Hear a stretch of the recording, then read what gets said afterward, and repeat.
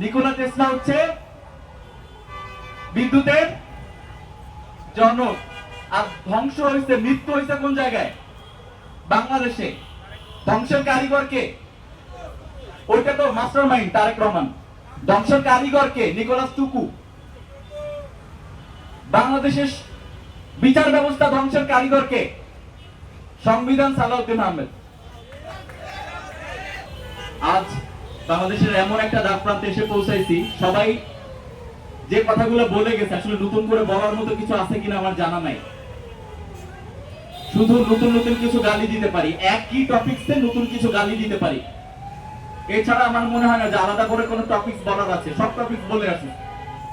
জুলাই শহীদরা বলছে, জুলাই শহীদের পরিবাররা বলছে, আহত যোদ্ধারা বলছে, রাজনৈতিক ব্যক্তিত্বরা বলছে, আমরা কিছু গালি অ্যাড করতে পারি জাস্ট। আগে বিভিন্ন সমস্যা, মানে কোন আন্দোলন দমন পীড়নের জন্য, কোন আন্দোলনকে দমন করার জন্য ইন্টারনেট অফ করে দিত। আমি জানি না এখন ইন্টারনেটের পরিবর্তে ইলেকট্রিসিটি অফ করে দিচ্ছে কিনা।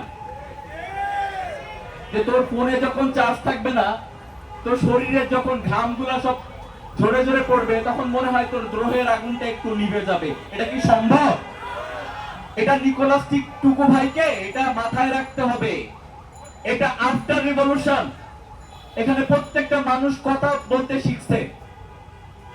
একটা কথা সোশ্যাল মিডিয়ায় তো বারবার আসতেছে, নিকোলা টেসলা হচ্ছে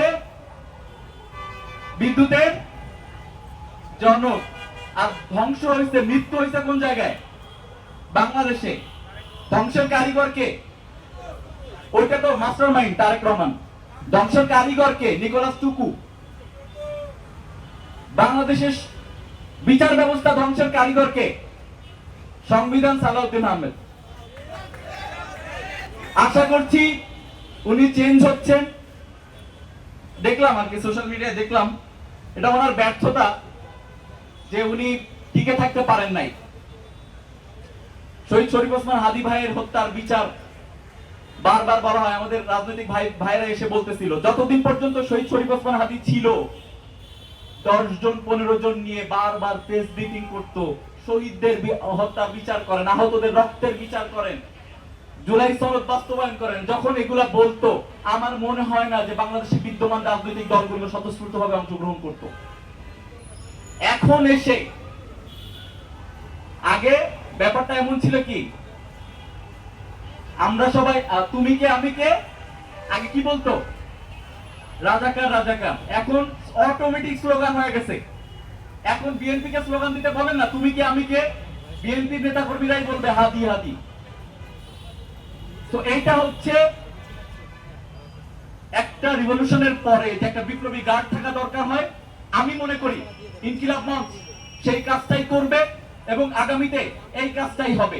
এখন পর্যন্ত বিভিন্ন টিভি টক শোতে জিজ্ঞাসা করা হয় যে আফটার রাকসু আপনি কোন রাজনৈতিক দলে অংশগ্রহণ করবেন। আমার কথা একটাই, যেই রাজনৈতিক দল ভোকাল হিসেবে কাজ করতে পারবে আধিপত্যবাদের বিরুদ্ধে এবং শহীদ শরীফ ওসমান হাদীর বিচার নিশ্চিত করতে পারবে, এই গাছ যারা আছে ভারতীয় আধিপত্যবাদের বিরুদ্ধে যারা কথা বলতে পারবে, মোদির চোখে চোখ রাঙিয়ে যারা কথা বলতে পারবে, সেই রাজনৈতিক দলকে আমরা ভেবে দেখবো।